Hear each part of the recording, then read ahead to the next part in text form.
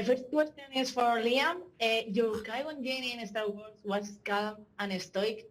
In Naked Gun, that same seriousness becomes funny. Did playing serious characters along your career help you develop your comedy timing here in this movie? Well, I didn't plan to branch into comedy, you know. That was kind of an accident. You know, I'd done a movie with Seth MacFarlane, excuse me, about 9 years ago.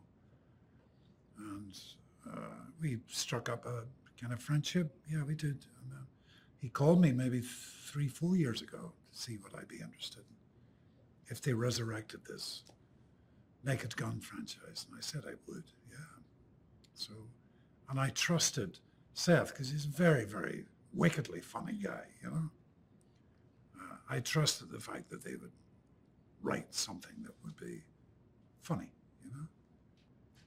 Okay, for Pamela, you almost joined it Naked Gun 33 in the 90s, but didn't do is settling. Now you're leading the reboot. How did you feel to finally be part of this franchise of this saga? It is funny. I was trying to remember. I remember being someone telling me or talking to me about doing an older Naked Gun, but I don't know what exactly happened. Anyway, Anna Nicole ended up doing the role, and she was terrific in it. And so it was just fun to have this come full circle. I feel like there's a lot of full circle moments in my life, and so this was one of those things where I thought, oh, I get to do it now, and I get to do it with Liam, even better.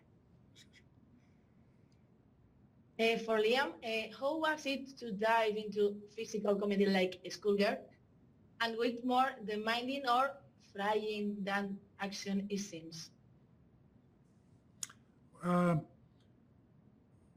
I knew the visual would be funny. I'm 6'4" in a schoolgirl uniform. I thought, okay, that's a visual gag, you know.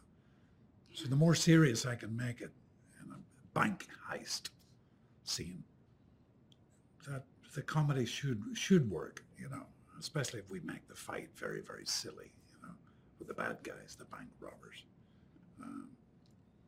So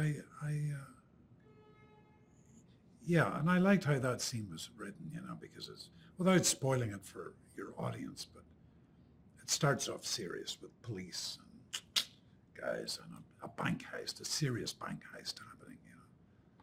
And then the unpredictable happens, you know. Okay, for Pamela, you had to audition for a Just Cat signing. What's it like adding music to such a crazy comedy like this? Adding the music in? The music was fun. The music, yes, the scat solo. Yeah. Well, I mean, you're part of a jazz signing. I think that, you know, that was something that really drew me to the part too, is I loved that part of it because I didn't know if I could do it. And I like to try things that I've never, you know, done. So it was an exciting element. It was a challenge. And Pamela also scat sang as a kid. Well, in 8th grade, yeah. 8th grade. Once or twice. That was cool. But played the saxophone. I have a little bit of jazz in me, so I figured I could pull it off somehow. Because it's imperfect. You know, that's what jazz is. So I knew I could do something imperfect. Yeah, but I don't know about music, but it was scripted. The scat was scripted. Normally we would just, you know, improvise. Sense of rhythm and stuff was fantastic. Oh, thank you. He got to hear a rough cut, and they called me. You can sing, and I said, "Oh my God." That was cool. Funny.